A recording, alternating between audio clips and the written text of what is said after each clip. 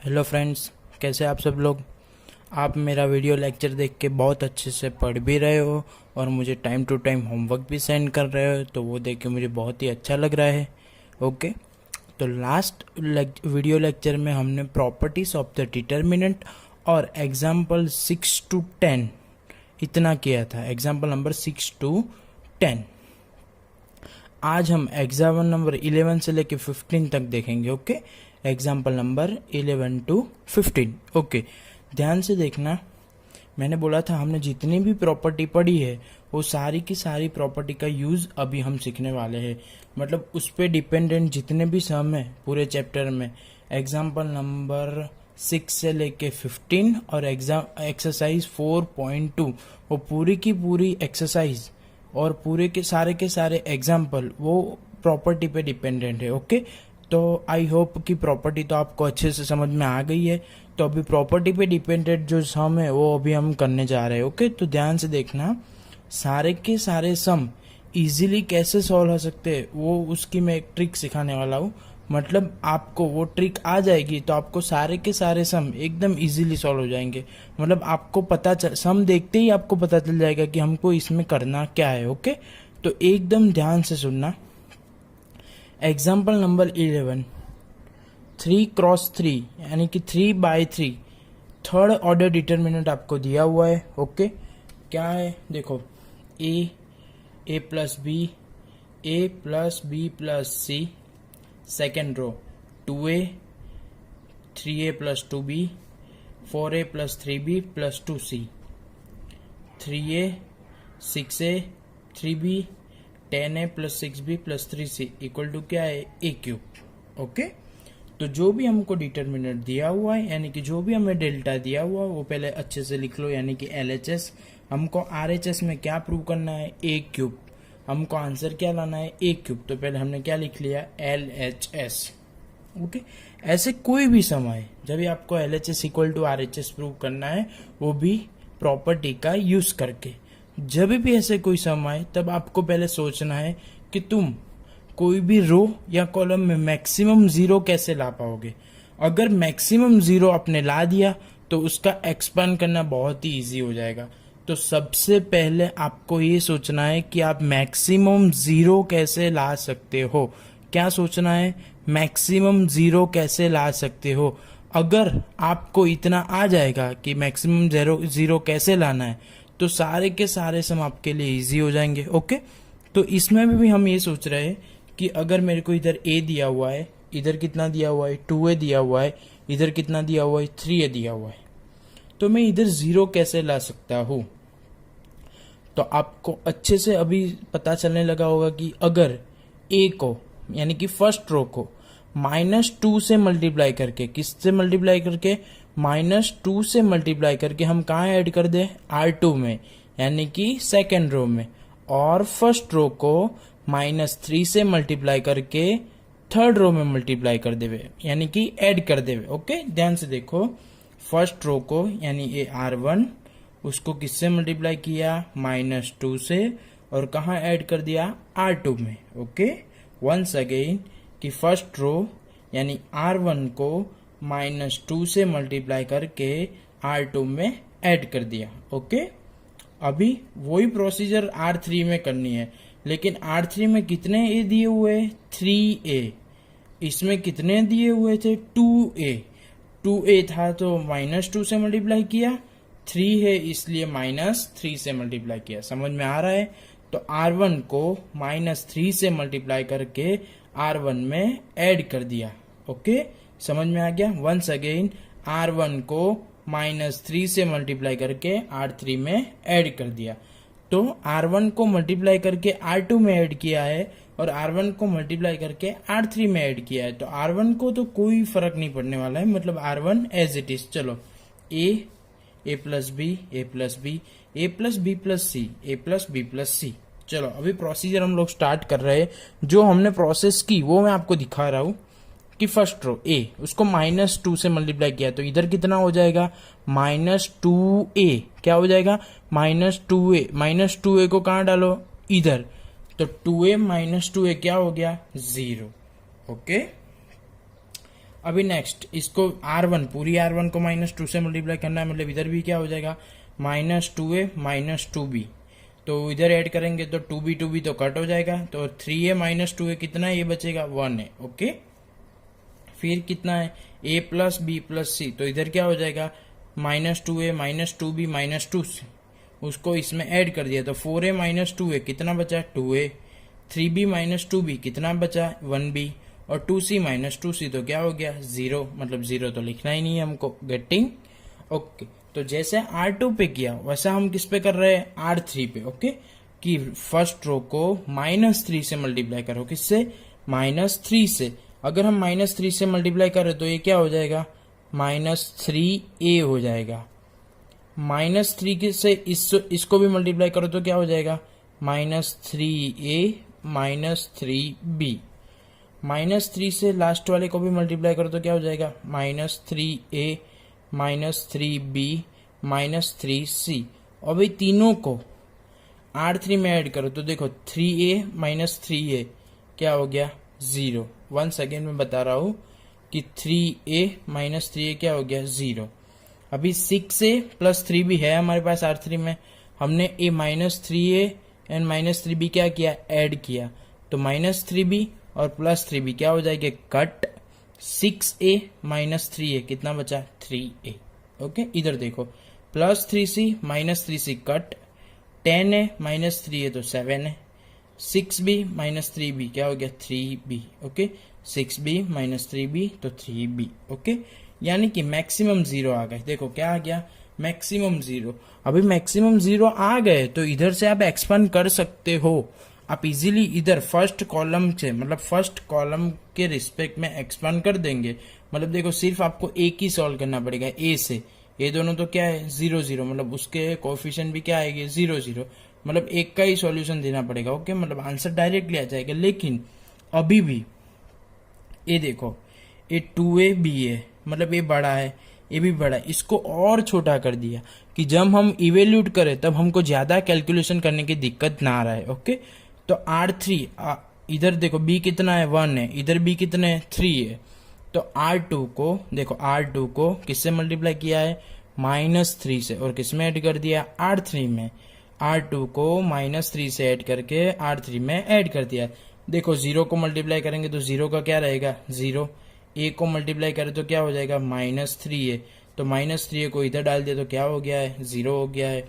इधर -3 से मल्टीप्लाई करेंगे तो कितना हो जाएगा -6a -3b, तो 7a -6a कितना हो गया 1a, और 3b -3b तो क्या हो गया 0।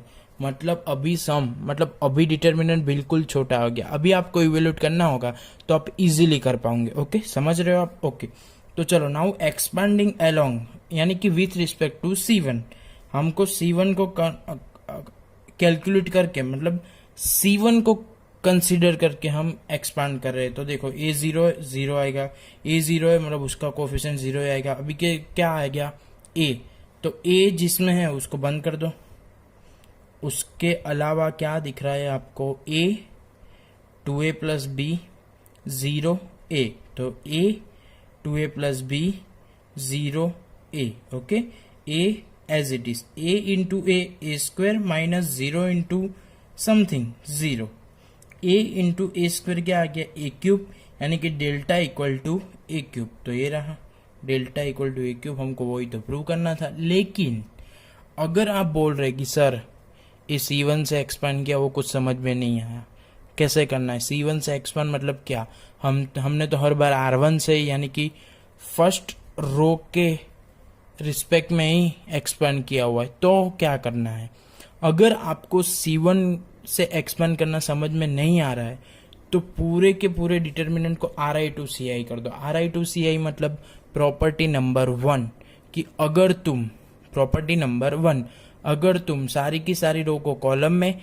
या सारी की सारी कॉलम को रो में कन्वर्ट करते हो तो डिटर्मिनेंट का आंसर चेंज नहीं होने वाला है, इसलिए RI टू CI कर दिया। मतलब A 0 0 क्या था फर्स्ट कॉलम, अभी क्या बन गया A 0 0 फर्स्ट रो। समझ में आ रहा है ना?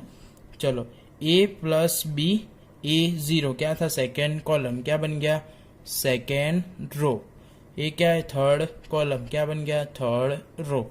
अभी तो फर्स्ट रो की रिस्पेक्ट में एक्सपेंड करना इजी है ना, ये दोनों कैसे है, देखो 0 0, तो कुछ करना नहीं है उसमें, तो सिर्फ किसकी कैलकुलेशन होगी, ए की, तो ए एज इट इज। तो ए के अलावा क्या बच रहा है, देखो ए के अलावा बाकी सब बंद कर दो, कर दिया बंद। ए के अलावा, चलो ए के अलावा क्या बच रहा है, ए 0 2a प्लस बी ए 0 2a प्लस ए हमने बंद कर दिया, और ये दोनों में तो क्या बच रहा है, देखो तो a0 2a plus B A, okay, a0 मतलब उसका determinant a0 2a plus B A, okay, a square minus 0 a cube. लेकिन मैं आपसे रिक्वेस्ट कर रहा हूँ कि आपको C1 से एक्सपेंड करना आना ही चाहिए, क्योंकि आप हर बार RI to CI करने जाओगे तो आपका एक स्टेप बढ़ जाएगा और टाइम भी वेस्ट हो सकता है। तो डायरेक्ट आपको सीखना चाहिए। लेकिन अभी जो सिचुएशन है, अभी आपको समझ में नहीं आए, तो मैंने RI to CI करके उसको फर्स्ट कॉलम को मैंने फर्स्ट रो में कन्वर्ट करके सॉल्व करके दिखा दिया। दोनों में आंसर देख लो, ए क्यूब, गेटिंग और not, any doubt is there, okay. अगर कोई प्रॉपर्टी में भी डाउट है, कोई सम में भी डाउट है, वीडियो में अच्छे से समझ में नहीं आए कोई एक सम में, तो आप मुझे कॉल करके भी पूछ सकते हैं कि सर ये सम में समझ में नहीं आया था, okay. Now example number 12। Example number 12 क्या है, एग्जाम्पल नंबर 12 है without expanding prove that. Without expanding मतलब हमें उसकी वैल्यू फाइंड नहीं करनी है, मतलब उसको एक्सपांड नहीं करना है।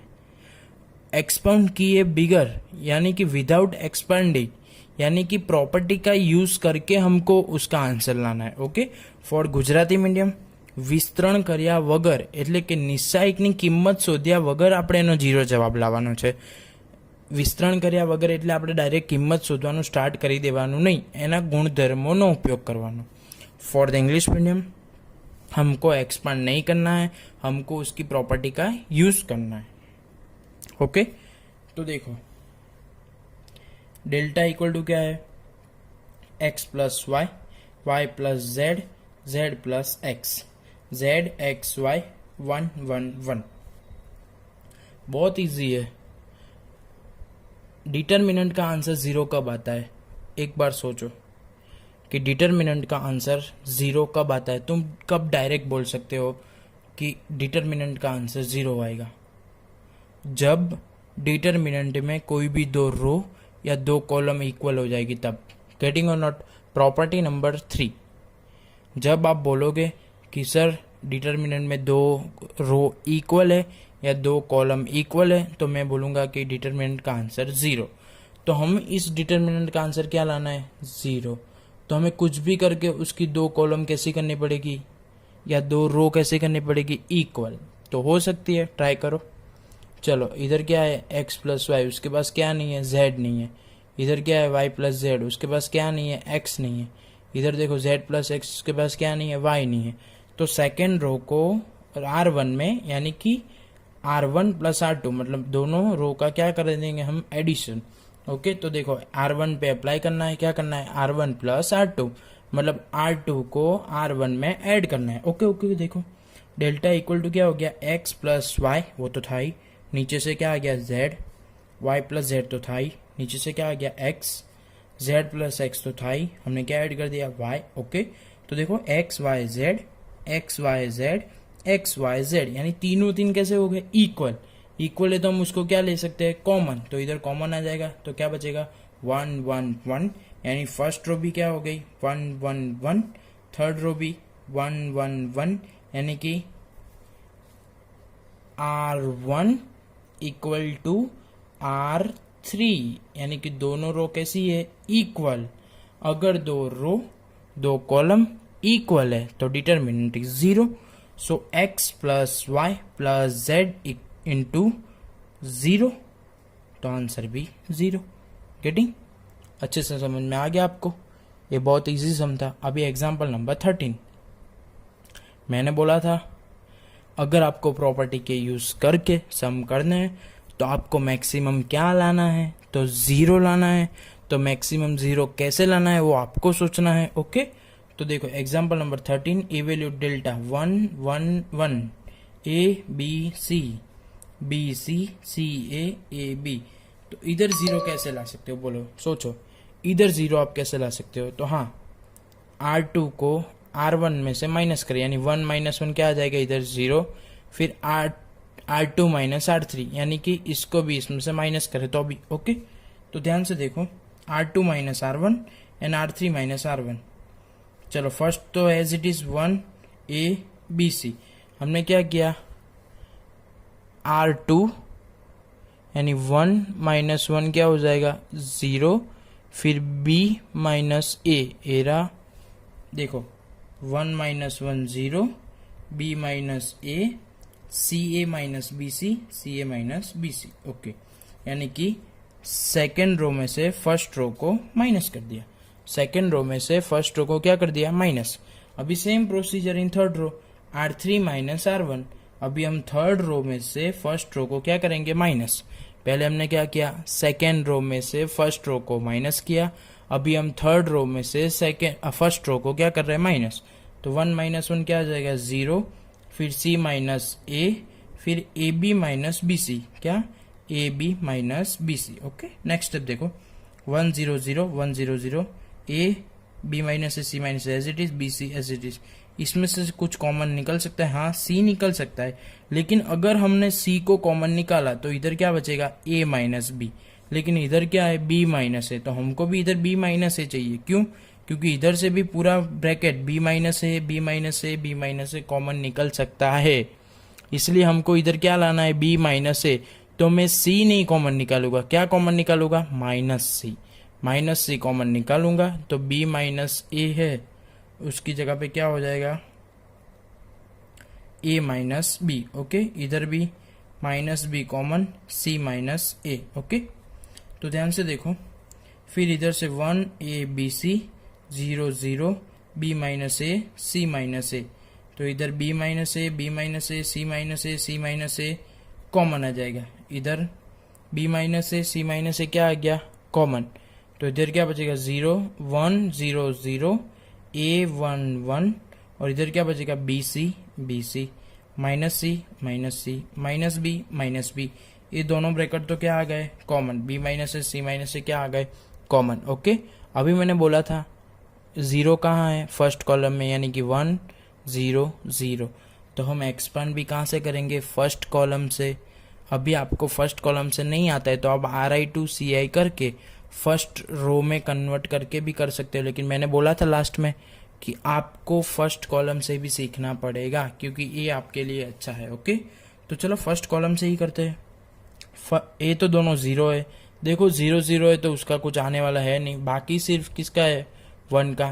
तो 1 जो भी 1 के अलावा जो भी है लिख दो, 1 के अलावा कौन सा रह जाएगा, 1 माइनस बी, तो 1 माइनस बी कितना हो जाएगा, माइनस बी, बीच में ऑलवेज क्या आता है, माइनस, और 1 माइनस सी कितना हो जाएगा, माइनस सी। तो B minus A C minus A, B minus A C minus A. Okay, तो इधर माइनस माइनस प्लस सी, तो सी माइनस बी। ओके, तो बी माइनस ए सी माइनस बी, बी माइनस ए सी माइनस बी, लेकिन RHS में हमको चाहिए ए माइनस बी, तो इसमें से भी माइनस कॉमन और इसमें से भी माइनस कॉमन, तो माइनस माइनस क्या हो गया, प्लस। तो ए माइनस बी की जगह पे, बी माइनस ए की जगह पे ए माइनस बी, और सी माइनस बी की जगह पे बी माइनस सी। ओके, मतलब दोनों में से माइनस कॉमन निकाला तो माइनस माइनस क्या हो गया, प्लस। और एक और इंस्ट्रक्शन आपके लिए, stay home stay safe. Okay dear, now next sum 14।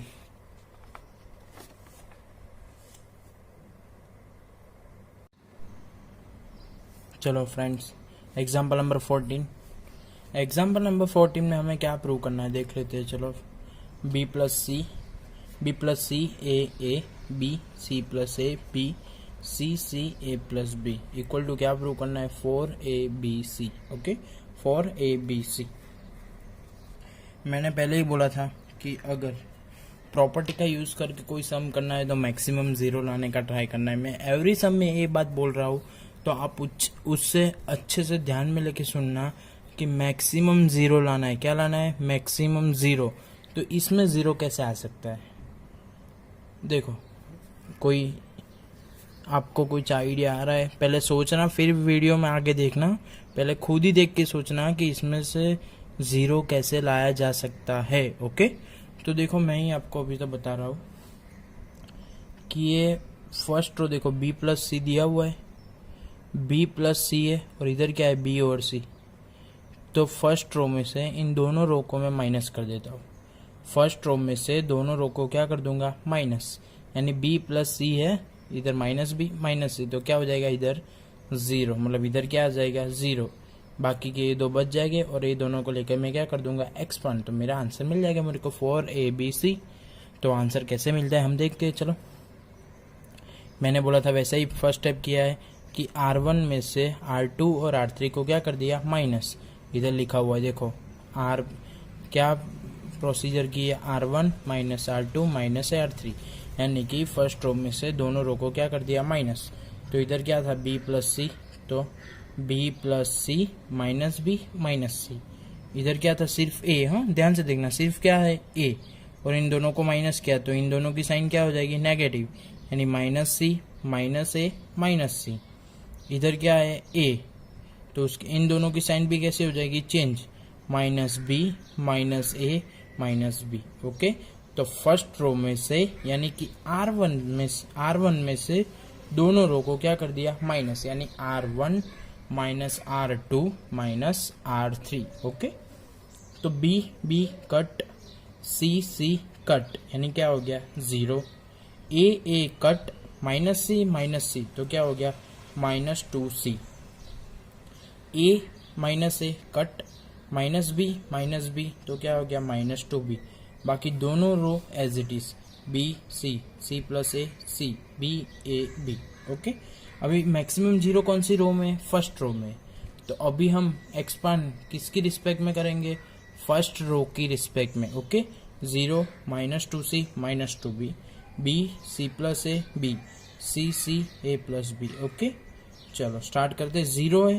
Zero है तो उसका एक्सपांस ज़ीरो ही आने वाला है। तो अभी मैंने आपको लिख के दिखाया कि ज़ीरो है तो उसके साथ ए वाला डिटर्मिनेंट बनेगा सेकेंड ऑर्डर। अभी किसकी बारी? -2C की। -2C कहाँ है?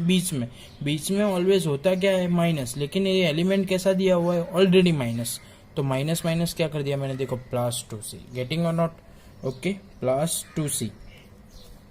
तो 2C वाला बंद कर देते हैं। 2C वाला बंद कर दिया तो क्या क्या बच रहा है? देखो तो, B C A plus B. Once again 2C में क्या बनेगा? B C A plus B. Okay, तो B C A plus B. अभी किसकी बारी? -2B। तो -2B लास्ट में ऑलवेज होता है प्लस, लेकिन एलिमेंट ऑलरेडी माइनस है, तो क्या हो जाएगा? -2B। क्या हो जाएगा? -2B। तो क्या आ जाएगा? B C plus A C, B C plus A C, B C plus A C और सी। तो देखो, 2C B into A plus B into B square, तो A B plus B square, बीच में माइनस बी इंटू सी, तो B C. Okay, और इधर -2B, B into सी minus सी into सी square minus सी into ए सी। Okay, 2C का multiplication पूरे bracket के साथ, 2B का मल्टीप्लिकेशन पूरे ब्रैकेट के साथ, 2C इंटू ए बी, तो 2ABC, 2C into B square, तो 2CB square, 2C into B C, तो 2CC, तो C स्क्वायर, और B एज इट इज, तो प्लस माइनस माइनस। अभी इसकी पूरे की पूरी ब्रैकेट की साइन चेंज हो जाएगी। क्यों? बार कैसा दिया हुआ है? माइनस, तो साइन कैसे हो जाएगी? चेंज। आप साइन नेगेटिव हो जाएगी ऐसा नहीं बोल सकते। नेगेटिव है तो पॉजिटिव, पॉजिटिव है तो नेगेटिव। इसलिए आपको बोलना है कि अगर ब्रैकेट के बाहर माइनस है तो साइन चेंज हो जाएगी। Okay, 2B square C minus minus plus 2BC square और माइनस माइनस प्लस 2BAC यानी 2ABC, तो 2CB square cut minus 2BC square plus 2bc² cut, तो सिर्फ 2abc यानी 4abc। तो एग्जाम्पल नंबर 14 आपके सामने। ओके, एकदम इजी था एग्जाम्पल। मैंने क्या बोला, मैक्सिमम 0 लाना है। क्या लाना है, मैक्सिमम 0 लाने का ट्राई करना है। अगर 0 आ गया फिर एक्सपेंड कर दो डायरेक्ट, 0 आ गया एक्सपेंड करो। Okay, easy. Example number 15, most IMP for the board examination और school examination. Okay, example number 15 सबसे इंपॉर्टेंट है। अभी तक जितने भी सम करवाए उसमें से सबसे इंपॉर्टेंट सम है एग्जाम्पल नंबर 15। ध्यान से देखना। If x y z are different and delta आपको दिया हुआ है x y z x² y² z², 1 plus x³ 1 plus y³ और 1 plus z³। Once again x y z are different, यानी कि x y z तीनों डिफरेंट नंबर है और delta x y z x² y² z², 1 plus x³ 1 plus y³ 1 plus z³ equal to क्या दिया हुआ है, 0। तो आपको प्रूव करना है कि 1 प्लस एक्स वाई जेड क्या है, 0 है। 1 plus x y z equal to 0 for the Gujarati medium. जो एक्स वाई जेड भिन्न वास्तविक संख्या હોય તો સાબિત કરો કે 1 plus x y z equal to 0। તમને રકમમાં આપેલું છે કે એક્સ વાય ઝેડ એ અલગ અલગ સંખ્યા છે, એક સમાન નથી। કેવી છે, અલગ અલગ સંખ્યા। તો એના માટે તમારે સાબિત કરવાનું છે કે 1 પ્લસ એક્સ વાય ઝેડ બરાબર શું થાય, 0। चलो, आपको जो दिया हुआ है डेल्टा LHS, यानी हमने ले लिया डेल्टा इक्वल टू क्या दिया हुआ है, x y z x² y² z², 1 plus x³ 1 plus y³ 1 plus z³।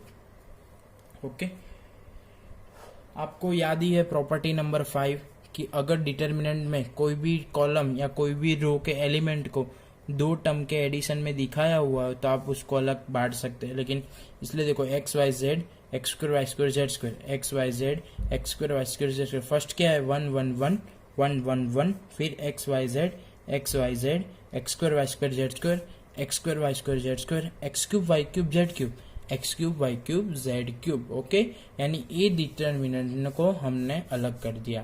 Getting और नॉट? ओके, तो इधर से इधर नहीं करना है, इधर से पहले इधर करना है। ओके, इधर से इधर क्यों नहीं करना है वो आपको अभी समझ में आ जाएगा। ओके, देखो x x² x³, सबसे छोटी पावर कौन सी है, 1, तो x की 1 पावर कॉमन यानी x कॉमन, सबसे छोटी पावर 1 y कॉमन, सबसे छोटी पावर 1 z कॉमन, तो x common y common z common, तो इधर क्या बचेगा x y z। ओके, तो इधर 1 x की 2 थी, 1 चला गया, 1 बच गया, 3 थी, 1 चला गया, 2 बचा।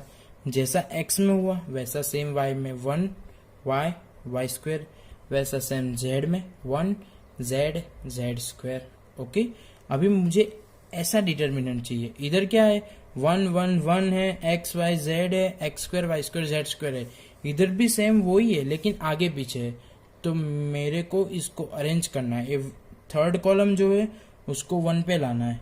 तो 1 1 1 1 1 1 आ गई, तो सेकेंड वाली कहाँ चली गई, लास्ट में, और फर्स्ट वाली कहाँ चली गई, लास्ट में। तो उसको लास्ट नहीं चाहिए, एक्स वाई जेड मेरे को क्या चाहिए, बीच में चाहिए, तो उसको इधर ला दिया, स्क्वायर वाले को इधर भेज दिया। ध्यान से सुनना, पहले मैंने क्या किया, C1 C3 मतलब 1 और 3 को इंटरचेंज किया, मतलब 1 1 1 कहाँ आ गया, इधर 1 1 1, तो ये एक्स वाई जेड कहाँ चला जाएगा, लास्ट में चला जाएगा। ओके, फिर एक्स वाई जेड मेरे को कहाँ चाहिए, बीच में चाहिए, और ये स्क्वायर वाला टर्म कहाँ चाहिए, लास्ट में चाहिए। मतलब फिर मैंने क्या किया, C2 C3 मतलब C3 और C2 को क्या किया, इंटरचेंज किया, तो एक्स वाई जेड कहाँ आ गया, बीच में आ गया, और स्क्वायर वाला टर्म कहाँ चला गया, लास्ट में। तो मैंने ऐसा कितनी बार किया, 2 बार। आपको प्रॉपर्टी नंबर 2 में मैंने सिखाया था कि आप कोई डिटरमिनेंट में रो या कॉलम का इंटरचेंज करेंगे। एक कॉलम या एक रो की बात चल रही है, सारी कॉलम या सारी रो की बात नहीं चल रही है। अगर सारी रो को आप इंटरचेंज कर रहे हो तो आपका आंसर वही रहेगा, लेकिन एक रो या एक कॉलम को आप इंटरचेंज कर रहे हो, मतलब 1 की जगह पे 2, 2 की जगह पे 1, तो डिटरमिनेंट की साइन चेंज हो जाएगी, यानी कि वो प्लस है तो माइनस, माइनस है तो प्लस, इसलिए पॉजिटिव था तो क्या हो गया, माइनस। लेकिन हमने ऐसा कितनी बार किया, 2 बार। पहले 1 की जगह पे क्या ले गए, 3 को, फिर 3 की जगह पे 2 को, यानी माइनस माइनस कितनी बार आएगा, 2 बार, तो क्या हो गया -1 का स्क्वायर, तो -1 का स्क्वायर तो क्या हो जाएगा प्लस, यानी कि दोनों डिटर्मिनेंट कैसे हो गए इक्वल, यानी कि सेम। अगर दोनों डिटर्मिनेंट इक्वल हो गई तो वो क्या आ जाएगा कॉमन, तो दोनों डिटर्मिनेंट क्या आ गए कॉमन, तो इधर क्या बचेगा +1 और इधर क्या बचेगा XYZ। ओके, अभी सम स्टार्ट होगा। मैंने बोला था प्रॉपर्टी का यूज करके क्या करना है, मैक्सिमम 0 लाना है। क्या करना है, मैक्सिमम 0 लाना है। तो हम R2 में से R1 को माइनस कर देंगे, R3 में से भी R1 को माइनस कर देंगे। मतलब first row as it is, देखो 1x(x²), 1 - 1 क्या हो गया 0, फिर y - x, फिर y² - x²। Okay, 1 - 1 0, z - x, z² - x²। Okay, समझ रहे हो, यानी कि क्या किया, R2 - R1 किया, R3 - R1, मतलब सेकेंड रो में से फर्स्ट रो को माइनस कर दिया और थर्ड रो में से भी फर्स्ट रो को माइनस कर दिया। Getting? Okay, 1 + XYZ 1 0 0 x(x²), y - x, z - x as it is. इसके फैक्टर हो सकते हैं, आपको पता है क्या है, फर्स्ट टर्म का स्क्वायर, सेकेंड टर्म का स्क्वायर, बीच में माइनस, तो 1 टाइम प्लस 1 टाइम माइनस, उसके फैक्टर हो सकते हैं। Once again I explain you, first term का स्क्वायर, सेकेंड टर्म का स्क्वायर, बीच में माइनस, तो 1 टाइम प्लस 1 टाइम माइनस, और इसमें भी फर्स्ट टर्म का स्क्वायर, सेकेंड टर्म का स्क्वायर, बीच में माइनस, तो 1 time plus 1 time minus. Okay, देखना ध्यान से। फिर क्या कर रहे हैं हम लोग, 1 + XYZ y - x, z - x को कॉमन लिया। देखो, टेकिंग कॉमन फैक्टर यानी कॉमन लिया, y - x को सेकेंड रो में से और z - x को थर्ड रो में से। कैसे, वो देखो ध्यान से फिर से। इधर देखो क्या है 0, इधर क्या है y - x, इधर भी क्या है y - x, तो सेकेंड रो में से y - x को कॉमन लिया, थर्ड रो में से z - x को कॉमन लिया, मतलब तीनों में क्या इक्वल है, y - x y - x, इसमें z - x z - x, तो सेकेंड रो में से y - x को कॉमन ले लिया, थर्ड रो में से z - x को कॉमन ले लिया। वंस अगेन सेकेंड रो में से y - x को कॉमन लिया और थर्ड रो में से z - x को कॉमन लिया। Okay, taking common factor y - x from R2, z - x from R3। तो कॉमन लेने के बाद क्या बच रहा है, देखो 1 0 0 x 1 1 x², y + x z + x। Okay, मैंने बोला था मैक्सिमम 0 आ गए। तो अभी आप क्या करोगे, एक्सपांड करोगे किसकी रिस्पेक्ट में, फर्स्ट कॉलम। देखो मैक्सिमम 0 क्या कहाँ पे है, फर्स्ट कॉलम पे है, तो हम एक्सपांड किसकी रिस्पेक्ट में करेंगे, फर्स्ट कॉलम की रिस्पेक्ट में। इधर तो 0 है तो कुछ नहीं आएगा, मतलब इधर 1, तो 1 × z + x, तो ये रहा z + x, बीच में माइनस y + x, तो y + x। Okay, 1 + XYZ 1 + XYZ y - x z - x, इसका एक्सपांड करो, z + x, इधर क्या है माइनस है, तो माइनस है तो दोनों की साइन कैसे हो जाएगी चेंज, मतलब -y - x, तो +x - x कट, तो इधर क्या आ गया z - y। ओके, अभी आंसर आ गया 1 + XYZ y - x z - x z - y। Okay, हमको क्वेश्चन में ही दिया हुआ है कि डेल्टा इक्वल टू 0। ध्यान से देखो क्या दिया हुआ है कि delta XYZ x² y² z² 1 + x³ 1 + y³ 1 + z³ equal to 0। Delta की वैल्यू क्या है 0 है, तो हमको प्रूव क्या करना है कि 1 + XYZ क्या है 0 है। ओके, तो देखो कि डेल्टा 0 है, लेकिन हमको स्पेसिफाई किया है कि XYZ यानी XYZ इज डिफरेंट, यानी तीनों दिन कैसे है, डिफरेंट है, मतलब इक्वल नहीं है, यानी कि उनका सब्सट्रैक्शन, यानी ये तीन अगर तीनों डिफरेंट है तो उन तीनों का सब्सट्रैक्शन कभी 0 नहीं हो सकता। अभी तीनों 0 नहीं है और तो भी उनका मल्टीप्लिकेशन 0 है, उसका तो एक ही मतलब आता है कि 1 + XYZ क्या है 0। गेटिंग? मेरे को पता है आपको अच्छे से समझ में नहीं आया ये, तो अभी मैं फिर से समझा रहा हूँ, देखना ध्यान से कि 4 ब्रैकेट है हमारे पास 1 2 3 4। ओके, x y और z क्या है डिफरेंट है, अगर डिफरेंट है तो उनका अगर कोई नंबर डिफरेंट है, छोटा हो बड़ा हो उससे कोई लेना देना नहीं है, छोटा हो बड़ा हो तो आंसर पॉजिटिव आएगा या नेगेटिव, कुछ भी आ सकता है, लेकिन 0 नहीं आएगा। अगर 5 - 2 करेंगे तो 3, 2 - 5 करेंगे तो -3, लेकिन 0 आया नहीं आया, क्यों? वो डिफरेंट है। ये तीनों तीन डिफरेंट है, ये एक्स वाई जेड क्या है? डिफरेंट है। अगर वो डिफरेंट है तो उनका सबसेक्शन 0 कभी नहीं आने वाला। अगर ये तीनों 0 नहीं है तो भी ये चारों को मिला के आंसर क्या आता है? 0। उसका एक ही मतलब है कि ये फोर्थ वाला ब्रैकेट क्या है? 0। यानी कि 1 + x y z इज 0। वो हैंस प्रूव। ओके, प्रूव हो गया। समझ में आया अच्छे से आपको?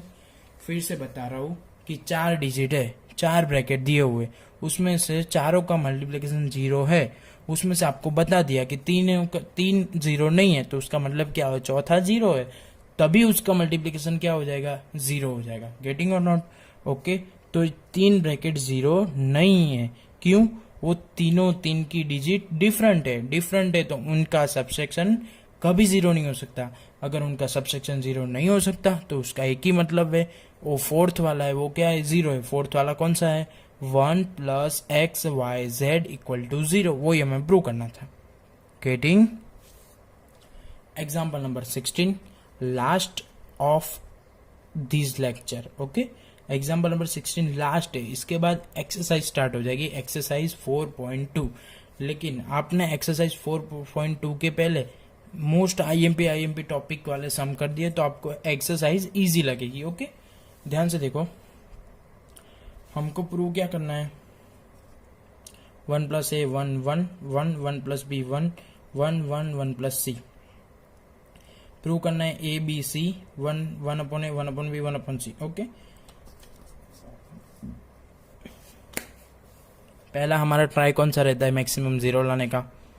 मैक्सिमम 0 नहीं ला सकते तो कॉमन निकालने का। कॉमन निकालने के लिए क्या चाहिए? इक्वल चाहिए। तो ए वाले सम में एक स्टेप आपको याद रखना है कि हमने फर्स्ट स्टेप पे क्या किया है। तो ध्यान से देखना, बहुत इंटरेस्टिंग सम है। टेकिंग ABC कॉमन, हमको ABC क्या लेना है? Common from R1 R2 and R3। यानी कि A को R1 में से, B को R2 में से और C को R3 में से। R1 में से A ले लिया, तो चलो इधर A नहीं है तो हमने क्या लिख दिया? 1/a। A कॉमन मतलब इधर क्या हो गया? 1। इधर तो A है ही नहीं तो 1/a। इधर भी A नहीं है तो 1/a। सेकेंड रो में से B को कॉमन, B नहीं है, 1/b 1/b। B है तो इधर 1 नहीं है तो 1/b। Okay, 1/c 1/c 1 + 1/c। Okay, यानी बाहर क्या आ गया? ABC। हमने फर्स्ट रो में से A को, सेकेंड में से B को और थर्ड में से C को क्या ले लिया? कॉमन। ओके, तो हमारे पास A डिटर्मिनेंट बच जाएगा। ओके, अभी वो डिटर्मिनेंट बचा तो हमने क्या किया कि सारी की सारी रो को फर्स्ट वाले में ऐड कर दिया। मतलब क्या किया हमने? R1 + R2 + R3। क्या किया? R1 + R2 + R3 मतलब तीनों रो का एडिशन कर दिया। ध्यान से देखना, तीनों रो का क्या कर दिया हमने? एडिशन। देखो 1 + a, इधर क्या था? 1 1/a 1/b 1/c। इधर भी 1/a 1/b 1 1/c 1/a 1/b 1 + 1/c। मतलब अगर हम तीनों रो का एडिशन करते तो हमको फर्स्ट वाली रो कैसी मिल जाएगी? कॉमन मिल जाएगी। देखो ध्यान से, क्या आया? 1 1/a 1 + b 1/b 1/c 1 1/a 1/b 1/c 1 1/a 1/b 1/c। तो हमको कॉमन मिल गया। यस, मिल गया। तो कोई इधर लिख दो 1 1/a 1/b 1/c। तो इधर क्या बचेगा? 1 1 1 1 1 1 1 1 1 आ गया। उसका मतलब आप 0 ला सकते हो। कैसे? इसमें से इसको माइनस कर दो, इसमें से इसको माइनस कर दो। देखो R1 में से, चलो 1 - 1 तो इधर क्या हो जाएगा? 0। देखो A वाले 1 में से A चला, 1 - 1 क्या हो गया? 0। 1/b - 1/b कट, फिर क्या बचेगा? -1। ओके, 1/c - 1/c क्या हो गया? 0। 1 - 1 0। 1/b + 1 -1/2 -1/b -1/b कट, क्या बच जाएगा? 1। 1/c - 1/c कट, क्या बचेगा? -1। और लास्ट वाली column as it is. Okay, समझ में आ गया आपको? अगर 1 1 1 आ जाए तो आपको माइनस माइनस कर देना है, तो 0 0 मिल जाएगा। ओके, तो ए वाला कॉमन एज इट इज, अभी 0 0 इधर से ही एक्सपेंड करना है क्योंकि मैक्सिमम 0 किस में है, फर्स्ट रो में है ना। तो 0 0 भी क्या -1, सॉरी +1, तो 1 है तो माइनस माइनस ये 1 का एक्सप्लेनेशन होगा ना, इसको बंद कर दो तो क्या दिख रहा है, देखो तुम -1 1 0 -1। ओके, तो -1 क्या हो गया, +1 -0 × 1 0, तो ये तो 1 आ गया। तो फर्स्ट आंसर हमारा क्या है, ए। हमको 2 आंसर लाने थे, मैंने आपको दिखाया भी, हमको 2 आंसर लाने हैं, 1 1/a 1/b 1/c, और ये क्या है, ए बी सी हमने कॉमन निकाला, वो हमको लास्ट तक लिखते जाना है। कहाँ तक लिखते जाना है, लास्ट तक, ए बी सी, इधर भी ए बी सी मल्टीप्लिकेशन में है, ए बी सी, और इधर भी आंसर में ए बी सी इधर। ओके, फर्स्ट आंसर आ गया। सेकेंड आंसर क्या है, A B C. Second answer क्या है, सेकेंड आंसर ए वाला लाना है। तो हमने ये हमारे मल्टीप्लिकेशन में ए बी सी है, और इधर एलसीएम लिया तो अपन में भी क्या आएगा, ए बी सी, तो ए बी सी कट, तो ये जो आंसर है वो सेकेंड आंसर है। ओके, बट कैसे आया एलसीएम वो मैं आपको सिखा रहा हूँ। चलो, 1 के पास ए बी सी तीनों में से कुछ भी नहीं है तो तीनों से मल्टीप्लाई होगा, ए बी सी। 1 के पास क्या है, ए है, बी और सी नहीं है तो क्या जाएगा, बी सी। 1 के पास क्या है, बी है, ए और सी नहीं है तो क्या जाएगा, ए सी। 1 के पास सी है, ए और बी नहीं है तो क्या जाएगा, ए बी। और सबके डिनोमिनेटर में क्या आएगा, ए बी सी। और ए बी सी कहाँ से आया था, मल्टीप्लिकेशन में से, ऊपर से जो कॉमन निकाला था वो आया था, A B C cut R H S. Okay, example number 12 से लेकर 16 कंप्लीट। ओके, और फिर से एक ही बात बोलता हूँ, stay home stay safe. Okay, good bye.